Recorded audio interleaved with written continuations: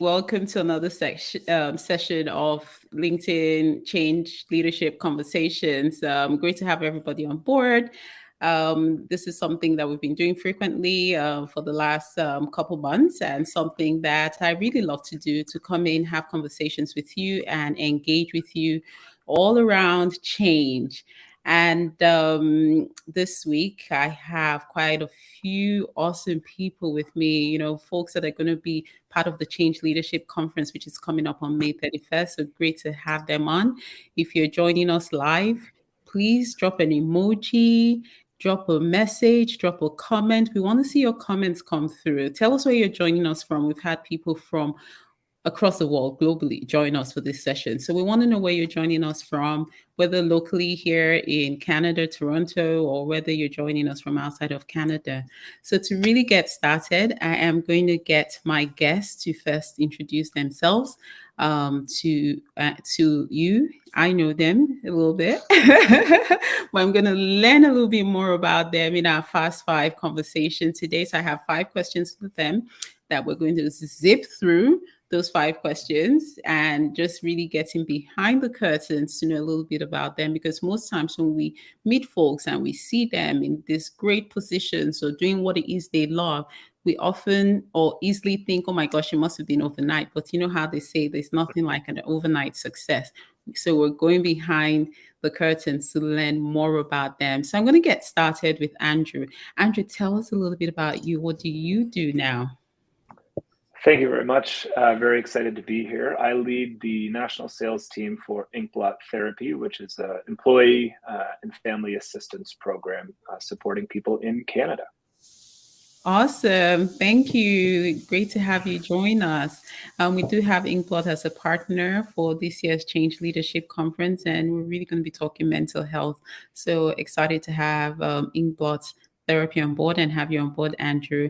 And Brian, I'm coming to you. Tell us about you. What do you do? Sure. Thanks for having me. I'm excited to be here.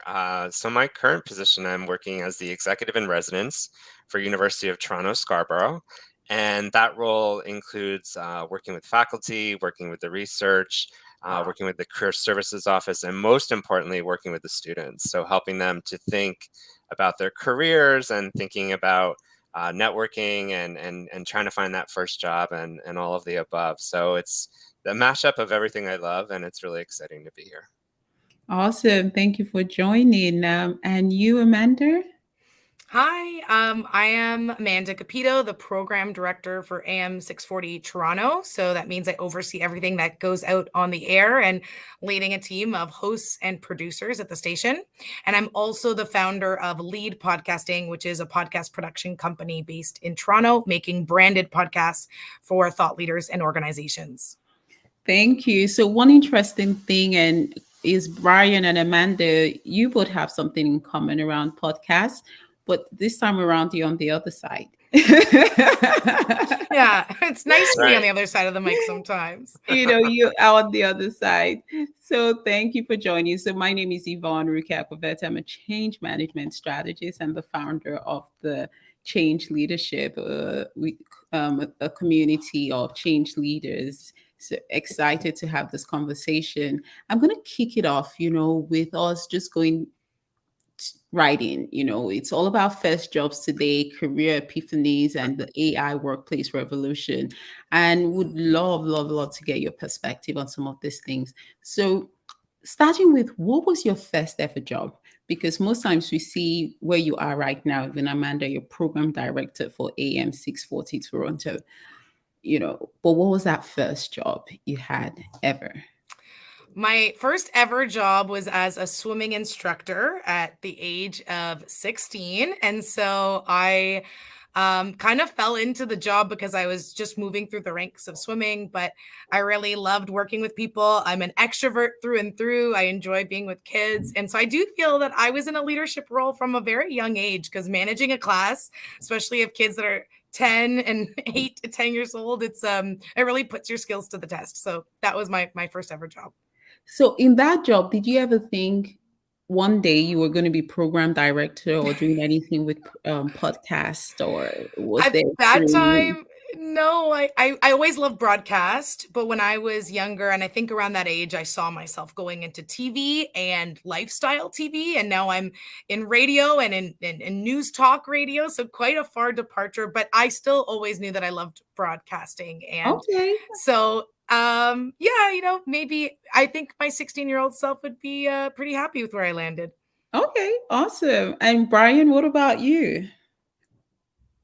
Yeah, so I wish I was a lifeguard because I think you get some great exercise and some nice sun, and although it is also for safety perspective, right? So mine wasn't as glamorous. I actually started out really my first job way back was when I was 14, and it was scrubbing pots at a restaurant. So I mean, I literally started. These pots were bigger than I was. I had to dive in and clean them out and everything, and I was a dishwasher. So that's where I first started, and yeah, pretty proud of the moment. Appreciate money and value of making your own money, and so that helped me buy my first car when I finally did get to 16. Oh, okay. Okay. And at that point, when you were, diving into the pots and everything, would you say there was any connection to what it is that you're doing now? Uh Probably not, other than like some of the human skills, right? Like time management and working with people and things like that. But generally, it was more about just a means to an end because I knew I wanted to buy my first car, and I knew that was how I was going to get there, was to have that determination. So I would do anything and everything to try to get to that. So that was sort of my inspiration. I like that. I always say that a means to an end, and sometimes the means to an end is really important, even with our careers. We often have that great job vision of what it would be that we want, but there's something about the means to an end, that job that just gets you to the next, the next step and the next one and the next one. So I love that. Andrew, what about you? So I had to put some thought into this. My first job, I think similar to Amanda, was as a soccer referee. So growing up playing soccer, when you're 12 or 14, you got to ref at a young age. You don't know a lot, but I knew everything about soccer, so it seemed like a good fit for me at the time, and it was a lot of fun. Good exercise too. And do you still do soccer?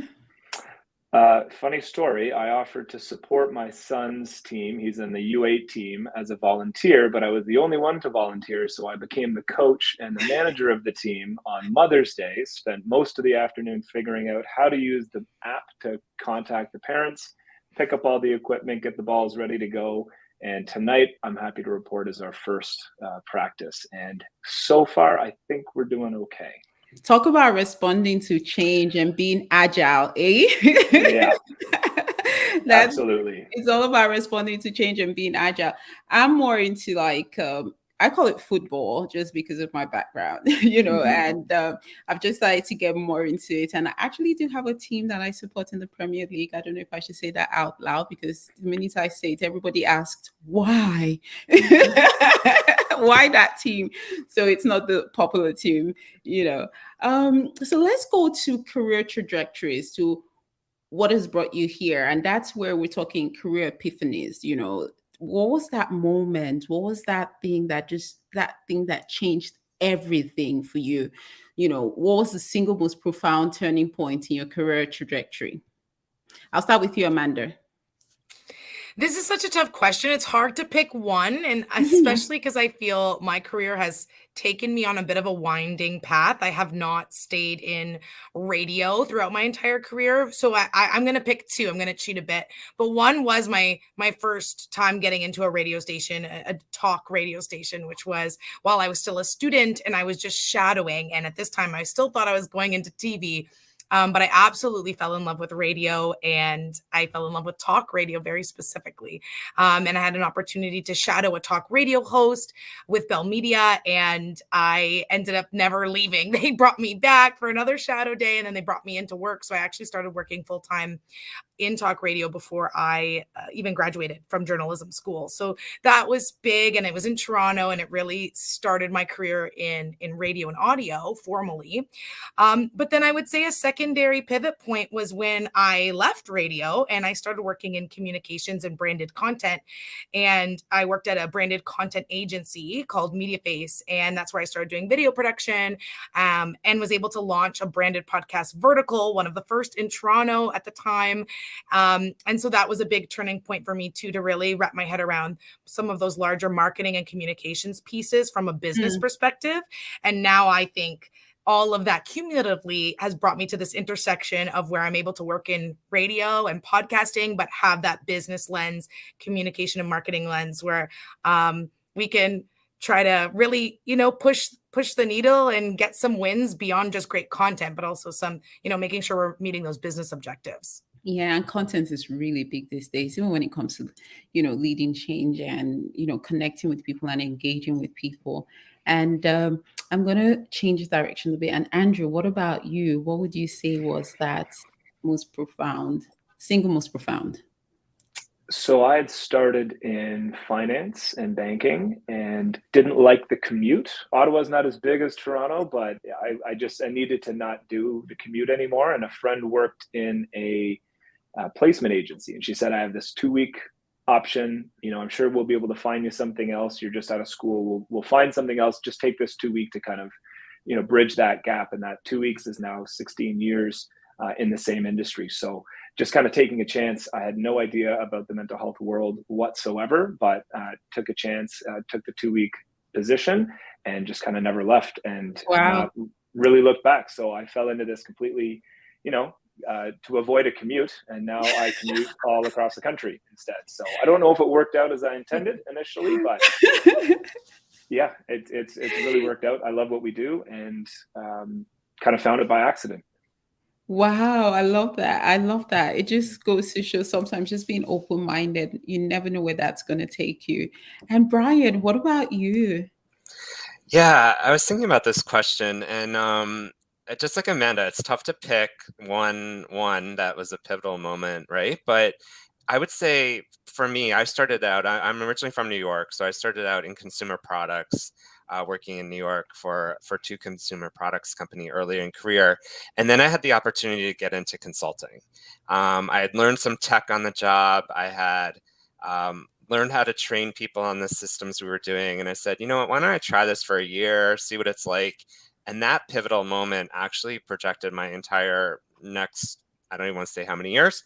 And it took me to where I am today, really, because that path of consulting, I ended up being in it for over 10 years, and then transferring into more of human capital management, as well as, recruitment, talent acquisition, things like that. So it's really been the fundamental building block of how I think. And when I think of transformational change, it's really because of that upbringing in consulting that I had for so many years that really gave me that autonomy and thought process to kind of think beyond what the client was currently doing and bring that value to the table. So that was really, I think, probably the most important part of my career, where, again, I thought maybe for a year I'll try this thing out, and it ended up really taking me to where I am today. Thank you for sharing that. Most times when we talk about leading and responding to change, we're always talking about that change that we're implementing. But just talking about our backgrounds and where we are, where we started from in life, we're always responding to change as well. In our careers, the decisions we make, whether it's soccer, there's always that opportunity to, respond to change, be agile about it, be open-minded to the change, and always to see opportunities in that change. So my next question is going to take us to what we see as the disruption in the workplace. So now we're taking the lens away, but I'm moving it a little bit to the workplace. It's going to be very interesting because the workplace has changed significantly in the last 2 years. But let's talk about the next 2 years. Which single area in the workplace do you think will be the most disrupted by 2025? And I will start with you, Brian. Okay, great. So I've been thinking about this too. And, I've had approximately 20 years in talent acquisition and recruitment. And when I think about that and how much it's changed even through COVID and coming out the other end, I think there was a comparison now of how things are. And, what talent's really looking for in employment and other things that are driving the conversations. And I think with the next conversation coming up around AI, I think really we're going to see a lot of changing places in this space because of the processes. They're going to start to change quite a bit. I imagine we're going to start sourcing people through AI and other things. And that means that the role of a talent acquisition professional at all these organizations is really going to become that service, that marketeer, that person who's actually trying to build the brand and the voice for the company. Not that people don't do that today, but I think it's really going to shift in the responsibilities of people that play these roles across organizations. And it'll be really interesting to see where the rest of the company shifts in how we actually think about talent. And we've talked about it, gig economies, right? Do I work for one job? Do I work for 3 jobs at the same time? I think there's a lot of complexity coming down the line in the talent space, which is why I love staying in this space and really being a part of it. But I really think there's some big changes coming. We look back, right? We've always had a resume. I hope we get to digital wallets and other things where let's get rid of that piece of paper at one point. I just said that out loud, but yes, like there's so much more to a person, right? So how do you figure out how to do assessments and other things that can help with all that? So I think it's exciting, and I think it's really a place where we can think about our employment differently as individuals, and companies can also start to think about how are we going to engage with our talent? What is retaining talent, and what does that look like? That's interesting. One of the areas I would love to see the most change in organizations is where you have like talent. When we talk about talent, I saw a meme today, and a boss goes to HR or talent or management and says, well, I'd like to get a pay raise for this employee. And they say, oh no, we can't afford it. And then the question is, can we afford to lose this person? Can we afford to pay for recruitment? Can we afford to advertise this position? Can we afford to interview? And all of those things. And, really looking forward to seeing a workplace that is more open-minded to how we treat and manage our talents and employees, and respect the people that are within the organization, especially as we start to see more AI come in, and AI can do a lot of things. I want to hope that there will still be respect for the individuals within the organization as talent, really, and I like that word talent, because that's who we are, and just beyond just a resource. So that would be interesting. Okay, so let me go back right in. And Amanda, I am coming to you. What do you think would be a single area that is most disrupted by 2025 in the workplace?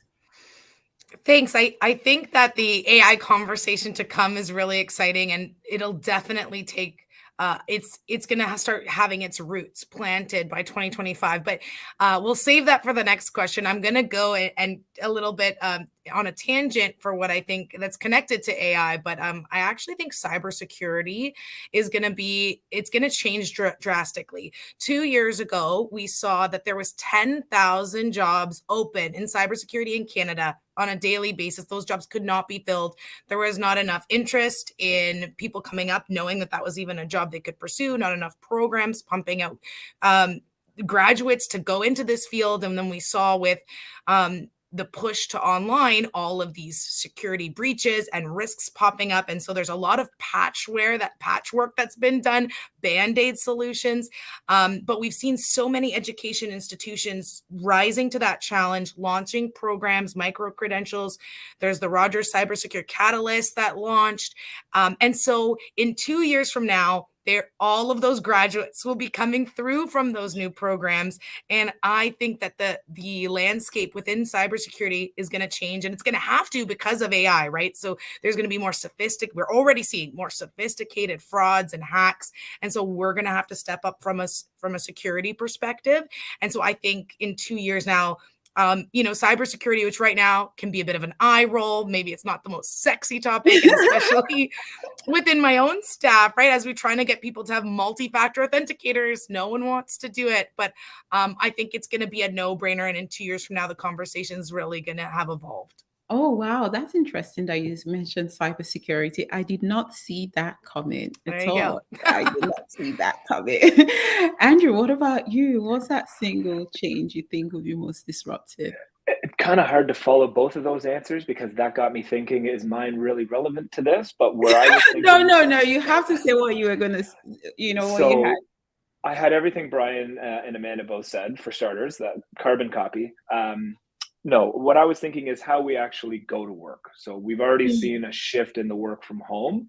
We don't yet know what the long-term kind of impact is going to be on the individuals that work for us, with us, ahead Mm, of us, that sort of thing. So where are we going to be in 2 years? Personally, I shifted from an optional, 2 or 3 days in the office, the rest at home, to being full-time work from home. And I feel like you lose a bit of your creative edge when you're not interacting with people that may not be mm, working on the same projects or tasks as you, just by virtue of running into people in the lunchroom or hallway. Those kind of accidental run-ins where you learn something that you weren't intending to learn are kind of missing, I find, in the work from home. So this may be a bit wishful thinking, but where I'm hoping we go are more of these kind of multi employer shared workspaces, because I promise that, talking to Amanda about what I do, she would have some questions for me that somebody else who has the, what's the term, blinders of experience, they don't think about things outside their expertise because they don't have to. But talking to someone who's never been in that situation or worked in that field may have some really compelling questions because they're brand new to it, right? So I love the idea that as more people work from home, having these optional workspaces where I might be sitting next to somebody in a completely different field and just kind of, thinking out loud, you might have a really great conversation and get some intel from someone with a completely different background or experience that you go, oh yeah, I never would have thought about it like that, because why would I? I've always done it this way. So maybe some wishful thinking, but the adapting to work from home is going to be, it's going to continue to disrupt how we live and work. Yeah, and I like what you said about even the workplaces. So I'm thinking the design of the workplaces and how the workplaces look. One of the things that jumped out of me when you were sharing was we're still in the early stages. We really don't have data. So right now, everybody is making hypotheses, and our hypothesis is sometimes based on what we experienced in the pandemic, and the pandemic in itself was in a type of cocoon. We didn't have a choice, so we worked from home. Now there's that option to work from home or not. But what does all of that mean, even from a mental health perspective and wellness, and creativity and innovation and effectiveness and productivity? And so I'll say the jury is still out on that. First. And you raise a bunch of excellent points. The commute, I used to hate the commute, but the commute was 30 to 45 minutes. Again, I'm in Ottawa, not Toronto. 30 to 45 minutes where I got to switch from business professional to husband, father, neighbor.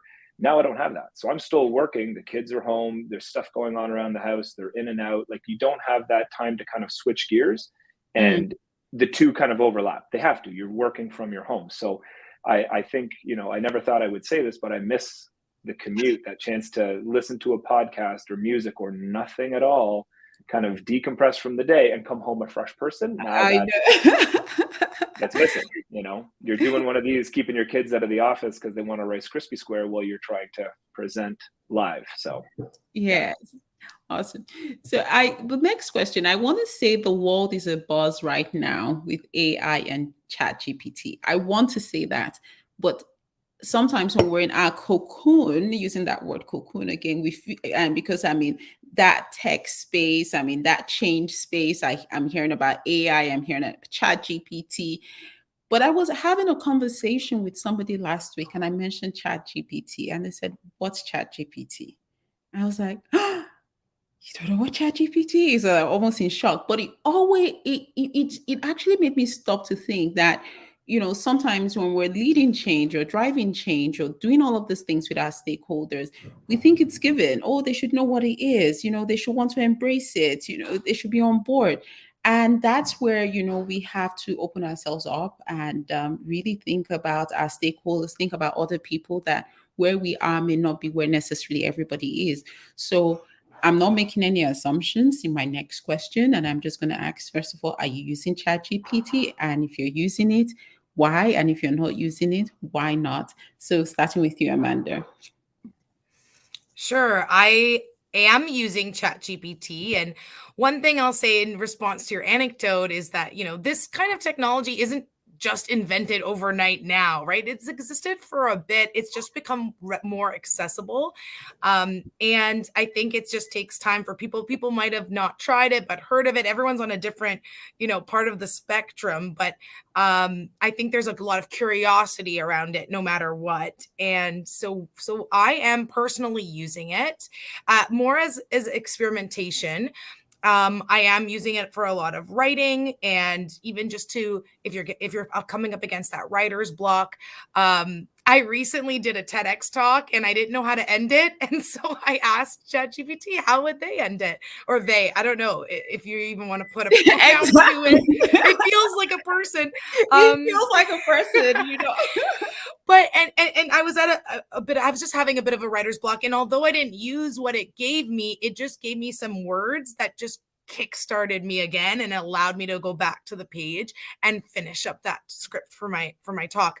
But in the radio and audio world, there is radio GPT. So this is again a big buzz in our industry. And like you, I'm talking about it with other people, and they're like, radio GPT. So I don't think a lot of people outside of the industry might have heard of it, but there's also a lot happening there where it's an automated host, which can pull from information on the internet to give you a fun fact about an artist coming up. It's going to access all the concert dates that it can plug ahead to and then play a song. And, it's quite crazy. And there's a lot of people in the industry that are saying, okay, so what does that mean for our live human hosts, and where do we how do we fit in with all of this? So I think right now there's obviously still a lot of gaps with the AI technology and misinformation and biases, but I do think it's something worthy to be experimenting with, not just trying to put up blinders and pretend that it's going to go away. It's not going away. It's only going to become more accessible. And so really thinking about how can we embrace this, and how can we as humans one up it? Like, what is that human touch that we can bring, in my instance, to the radio that no AI can do, right? And so we've been having a lot of conversations about that at the radio station, both in Toronto and at a national level across Chorus. I love that.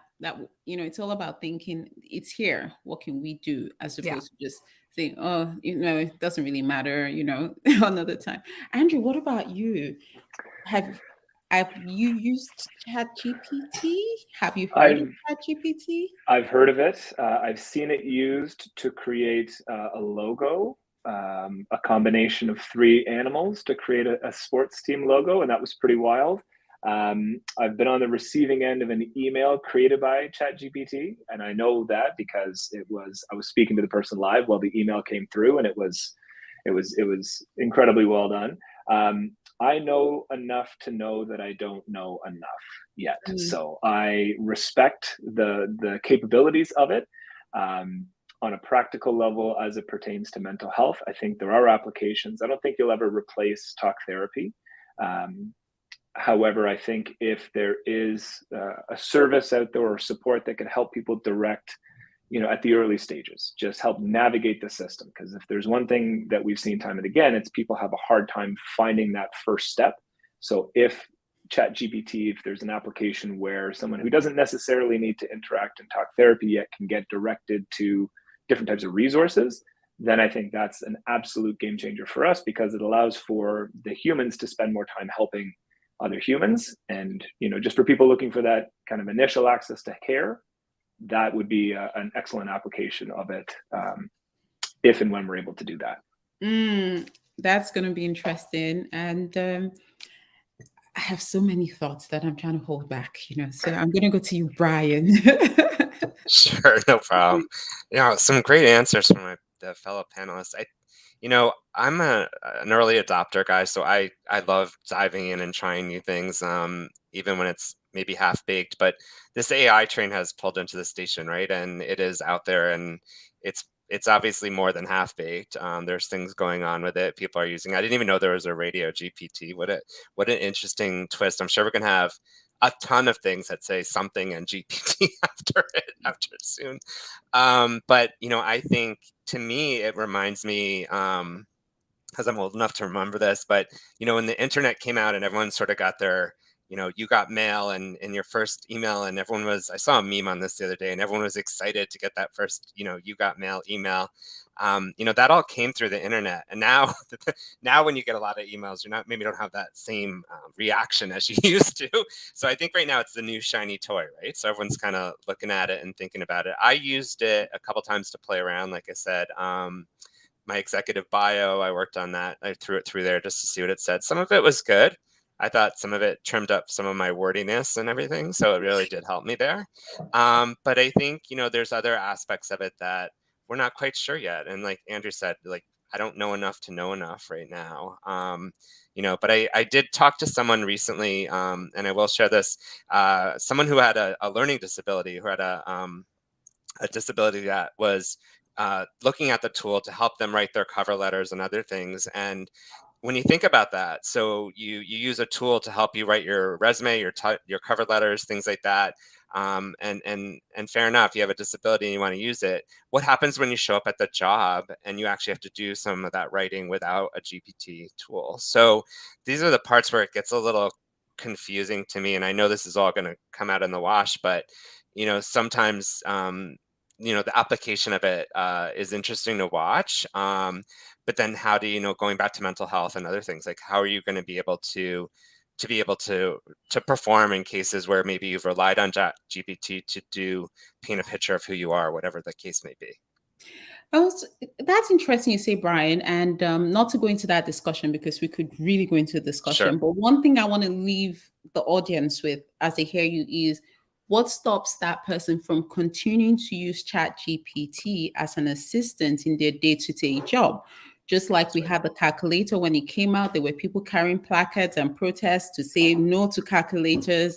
It's going to, there was actually protests around calculators. So, but, people use calculators now on a day-to-day basis as part of their jobs. So the question may not be like, you use ChatGPT to get in, but it's now a tool, just like a calculator is, that you use it on your day-to-day to assist you.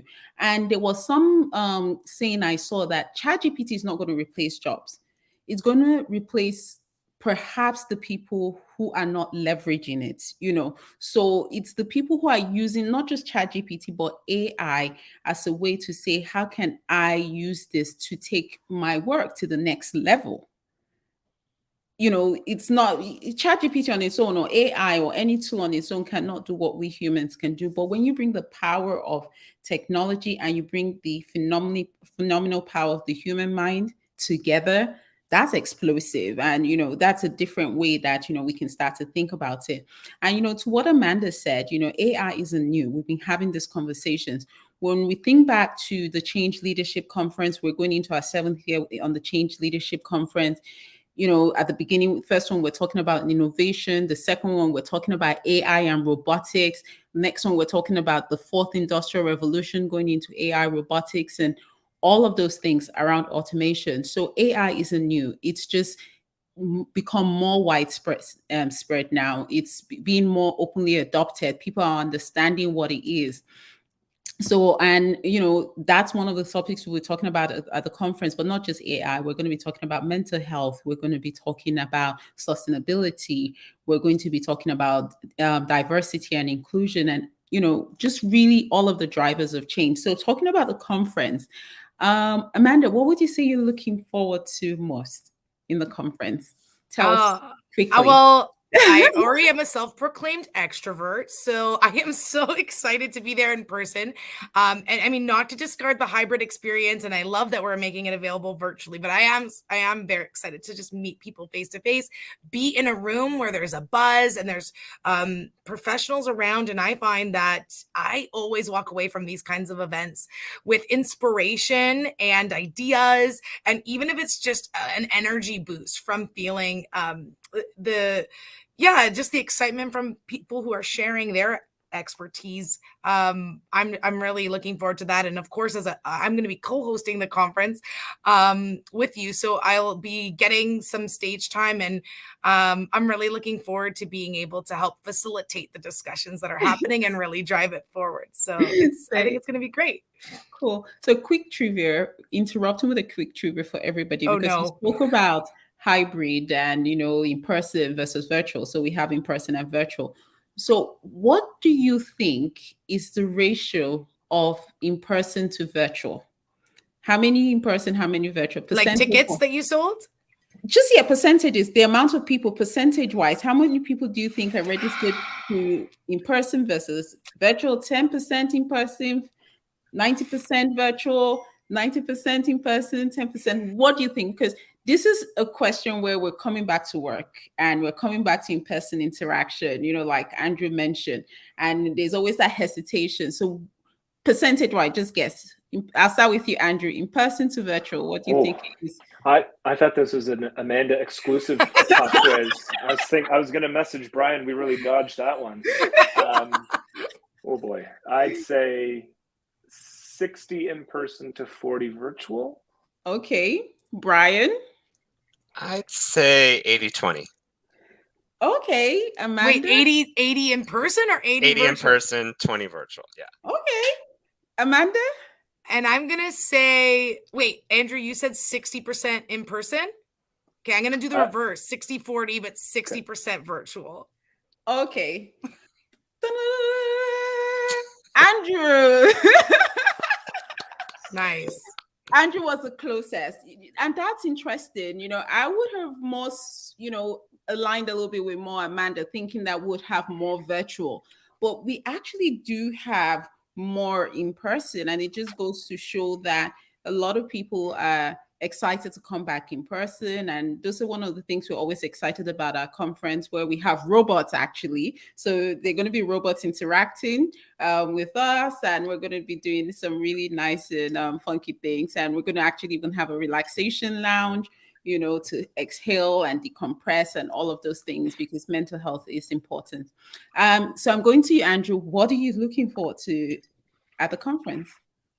So Amanda touched on it a little bit, and it's the energy and the buzz and the ideas. And personally, for me, anytime there's a live Q&A, again, you have people who may be learning about what you do or what you work on for the first time, and the questions they have are often, stuff that you would never consider because you haven't had to, right? So I absolutely love the Q&A. You take a lot away from it.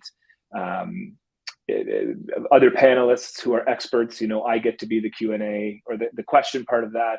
I love the question and answer section of any presentation, whether I'm the one asking the questions or hopefully providing an accurate answer.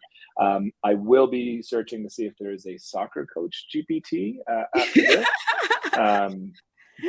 Yeah, the in-person Q&A and just talking to people. Amanda, look out for Andrew. Make sure he contributes to the Q&A and asks a question.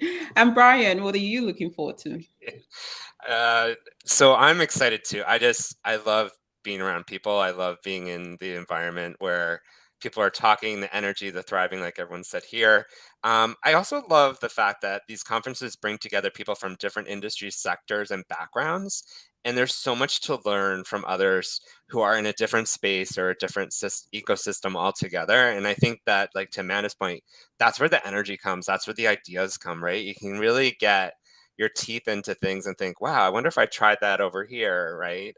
So I'm really looking for that. And I also love the whole change leadership agenda and what all the different areas you're covering, because I really think it's time, we need to really enable people to think on transformational change topics and really take the time to actually try to make those things happen, right? Mm-hmm. There's a lot coming at us, and, we talked a little bit about AI, we'll talk about it more there, but like there's definitely the opportunity for us to start to think more creatively ahead of schedule or ahead of things, so that comes through transformational change topics, or just sitting next to someone, like Andrew said, sitting in a space next to someone you might not normally sit with. So that's what I'm looking forward to the most, and actually getting to meet all of you in person.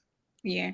I don't know what I'm looking forward to, but one of the things I've enjoyed in the last 2 years is the functionality on our virtual platform, which people have loved, because our virtual platform, even if it's virtual, it's always so interactive, and it's the speed networking. It's like you never know who you're going to be paired up with next, and it just happens. So for whether you're introverted or extroverted, because sometimes you're in person in a conference and you're just like, you don't know how to approach that person if you're an introvert or an ambivert.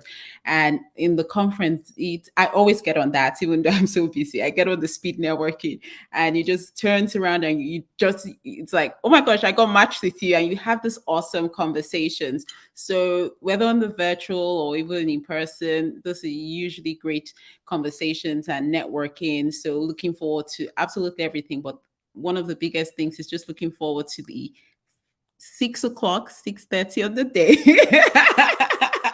when everything is done. Okay, I'm going to round this up very quickly. So 30 seconds, at the most 45 seconds as we wrap up. Very, very quickly. And this is just a bonus out of my fast five, but I always love to have this, ask this question.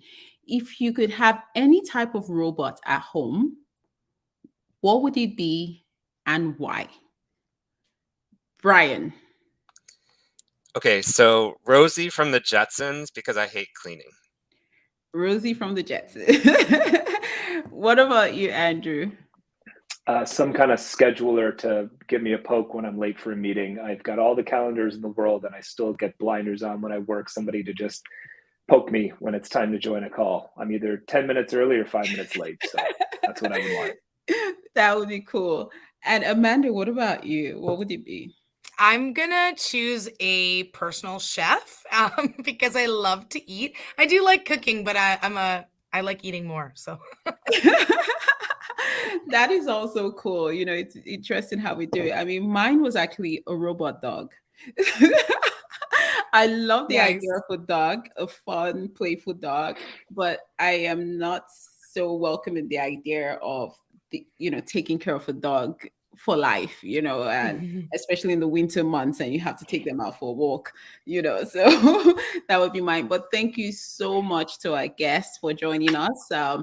If you have any question for them, pop it in the box, in the comments, and they'll be coming back live or at any given point in time to check out those comments. And be sure to join us at the conference. The link I will post in the comments box.